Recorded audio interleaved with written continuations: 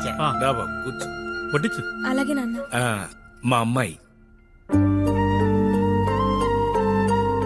ఈ కుర్రాడేనమ్మా ఇదంతా చేస్తుంది. మన అప్పారావుకి స్నేహితుడేనట. వాళ్ళిద్దరు కూడా ఒకరికొకరు తెలుసు.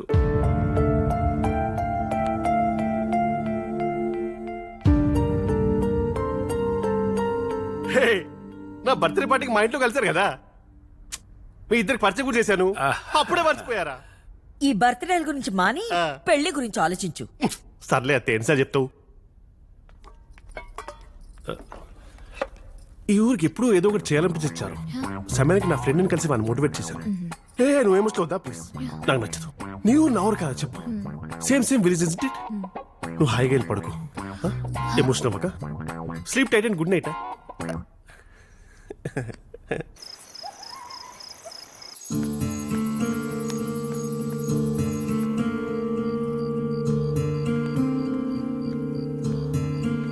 ఏంటిదంతా? ఎందుకు ఇక్కడికి వచ్చా? ఇది మా ఊరే కదా. ఓ, నేను చెప్పేదాకా నీకు ఊరు ఉందని కూడా తెలీదు. ఇప్పుడు మీ ఊరైపోయి ప్రేమ పుట్టుకొచ్చేసిందా? చూడు, నీకు మీ ఫ్యామిలీకి ప్రతిదీ బిజినెసే. నాతో ప్రేమన్నావు, నేను నో అనగానే ఇక్కడికొచ్చి మా ఫ్యామిలీకి దగ్గర అవుతున్నావు. వాళ్ళకు ఊరు మీద ప్రేమ అని తెలిసి ఊరు మీద ఇన్వెస్ట్మెంట్ చేస్తున్నావు. నువ్వు చేస్తున్న ఈ పనికి వాళ్ళు ఫ్లాట్ అయిపోయి నన్ను నీకిచ్చి చేస్తారని నీ ప్లాన్. కానీ అది ఎప్పటికీ జరగదు. ఈ ఊరు మీద నీ ఇన్వెస్ట్మెంట్ అంతా వేస్ట్ అయిపోతుంది. ఇప్పటికైనా లేట్ అయిందేం లేదు. Just leave as soon as possible. Balance amount అయినా మిగులుద్ది.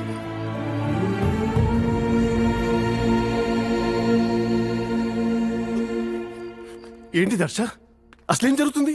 చారుకి నీకు లవ్వా? ఆ అమ్మాయి నీ టైప్ కదా పరు. ఆమె ఇద్దరు ఒకటే టైప్, మరి టైపిస్ట్ కంప్యూటర్ లాగా. చూసావు మావయ్య, వాళ్ళిద్దరు లవ్ లో ఉంటే చారు వెనక ఎర్రి ఎదివలా తిరిగి పిచ్చోళ్ళలాగా నా. రై, చారు అసలు నీ మొహానికి ఎలా పడద్దు అనుకున్నారా? ఆశకు హతుపతలేదు. Stupid fellow. బాబు, మీరు పుస్తకం చదువుకొని పడుకోండి. మిగతా విషయాలు నేను లోపలికి తీసుకెళ్లి ఎక్స్ప్లెయిన్ చేస్తాను. చూస్తున్నావేంటి? పదా పదా. కడుగు. ఇది చూడు ఎలా పండిందో.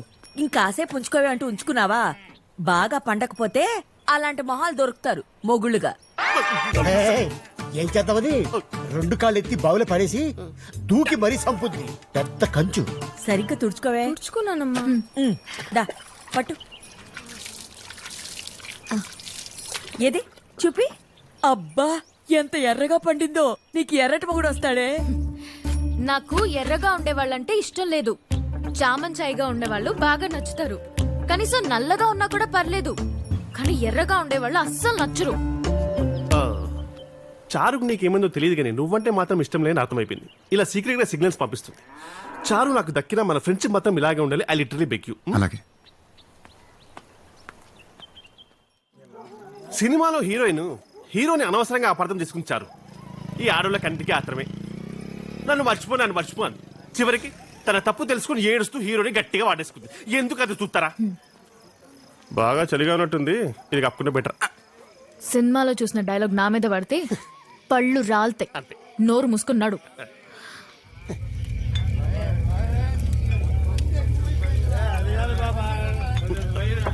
రా హర్ష. మీరెలా, నేను 10 నిమిషాలు వస్తాను. ఓకే.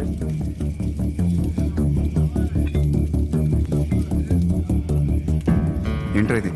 సారా, నువ్వు కూడా వస్తావా? ఓ పక్క నేను ఊరంతా శుభ్రం చేస్తుంటే ఏంట్రా చెత్తంతా తీసేయండి. తీయాలా?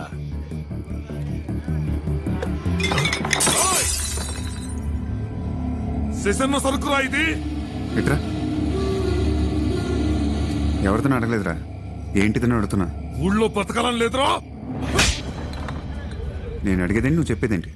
ఎన్ని రౌండ్లు వేసా? వెళ్ళి సెషన్ మనుషులతో పెట్టుకున్నావు, అయిపోతావు.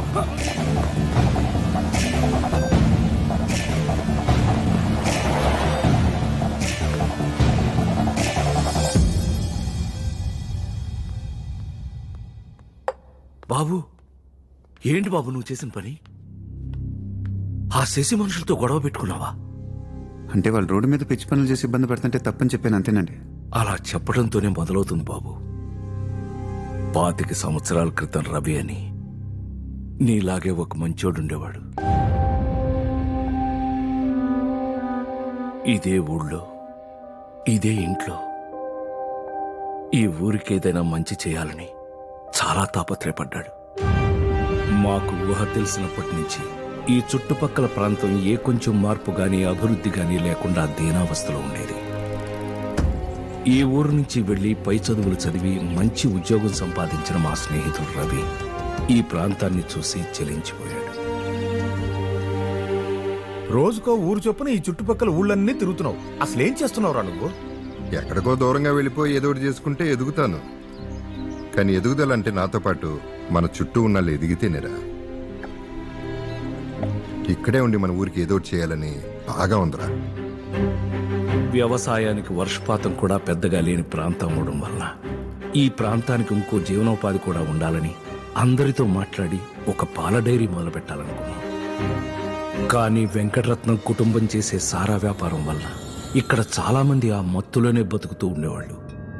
సారా వలన జనం జీవితాలు ఇంకా దుర్భరం అవుతున్నాయని వెంకటరత్నం కుటుంబానికి నచ్చ చెప్పాలని చూసినా వాళ్ళు లెక్క చేయలేదు. మత్తు వదిలి పనుల్లోకి వస్తే జీవితాలు బాగుపడతాయని ఊరూరా నచ్చ చెప్పి కొత్త ఉత్సాహంతో ముందుకెళ్ళాం. మార్పు మొదలయ్యి కొత్త వెలుగులోకి అడుగు పెడుతున్నాం అనుకున్నాం. సారా తాగడం ఆపించేశాడు.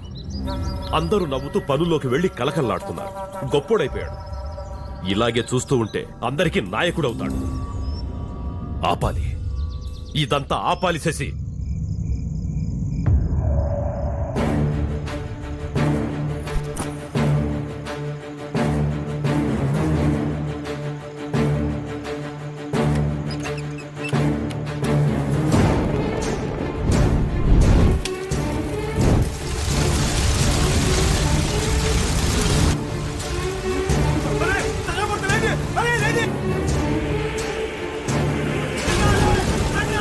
ఎన్నో ఆశలతో కొత్త వెలుగును చూస్తున్న మాకు ఒక్కసారిగా చీకటి కమ్ముకుంది.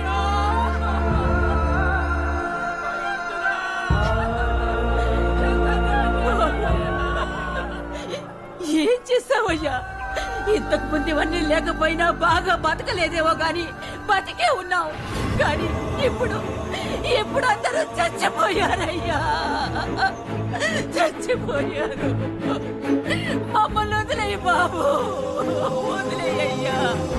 జరిగిన నష్టానికి మా రవి మీద ఈ ఊరు ఆవేశంలో నోరు జారింది. అగ్నికి ఆజ్యంతుడై కేవలం రవి నిర్లక్ష్యం అజ్ఞానం వలన ఇదంతా జరిగిందని డైరీ షార్ట్ సర్క్యూట్ అయ్యి ఊరి జనం ప్రాణాలు కోల్పోయారని కేసు పెట్టి రవిని జైలుకు పంపించారు. జైలు నుంచి తిరిగొచ్చిన రవి రాతి గుండెతో బయటకొచ్చాడు. ఊరు అన్న మాట మర్చిపోలేక ఈ ఊరితో మాతో శాశ్వతంగా బంధం తెంచేసుకుని వెళ్ళిపోయాడు. అలా వాడు ఈ ఊరు వదిలిపెట్టి వెళ్ళిపోయిన దగ్గర నుంచి ఈ ఊరు చీకట్లోనే బ్రతుకుతుంది బాబు. అలా చీకటికి అలవాటు పడ్డ ఈ ఊరి బ్రతుకులకి నీ రూపంలో వెలుగొచ్చింది. అది అలాగే ఉండని. దయచేసి వాళ్ళతో పెట్టుకోవద్దు బాబు. మళ్ళా ఏదైనా జరిగి ఉన్న ఈ ఆశ కూడా పోతే మళ్ళీ చీకటిని తట్టుకునే శక్తి ఈ ఊరి వాళ్ళకి లేదు బాబు. బాగా పొద్దుపోయింది, పడుకో.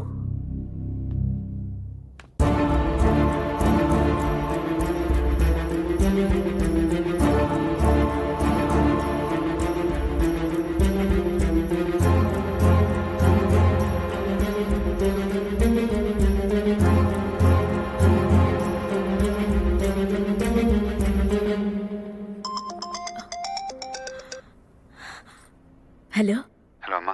ఎలా ఉన్నావురా? బాగున్నానమ్మా. ఎక్కడి నుంచి ఫోన్ చేస్తున్నావు? నాన్నెక్కడమ్మా?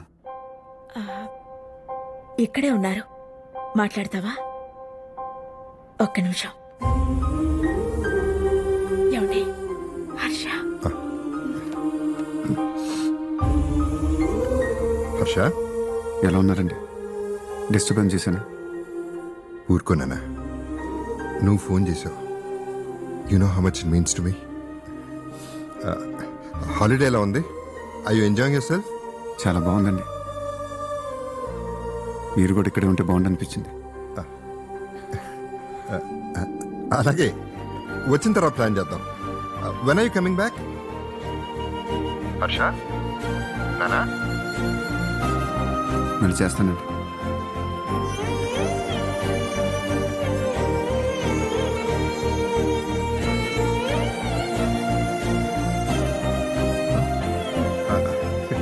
హాలిడే అంట మనతో.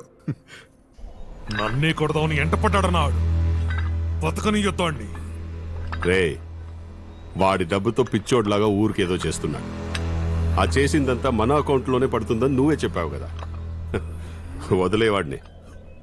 రే ఆ డంబుల్సి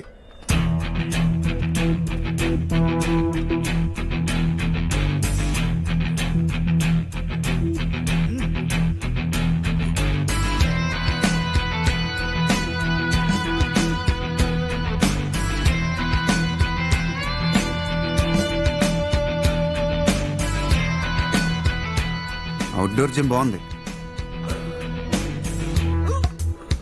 అమ్మ ఒక సెల్ఫీ.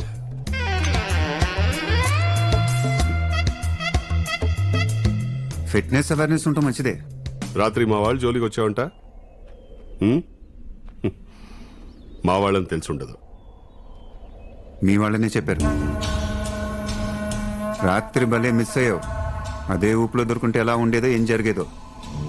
అదృష్టం బాగుంటే జరిగిందొచ్చి నాతో చెప్పారు. అదే నాకు చెప్పకుండా వాళ్ళలో వాళ్ళే అనేసుకుని వీళ్ళందరూ కలిసి నీ మీదకి వచ్చుంటే నీ పరిస్థితి ఏంటి? కలిసి వచ్చి ఉండాల్సింది. అన్నా ఫోన్. అన్నా శశి మంత్రి పదవి నుంచి పీకేశారా? మాక్సిమం ట్రై చేశాను, అవ్వలేదు. వెంటనే బయలుదేరి ఊరికే వస్తున్నాను. ఏం చేయాలో ఆలోచిద్దాం. ఓయ్ మళ్ళీ కలుద్దాం. మీ అదృష్టం బాగుండే టైంకి ఏం వచ్చిందిరా ఫోను. Lucky boys.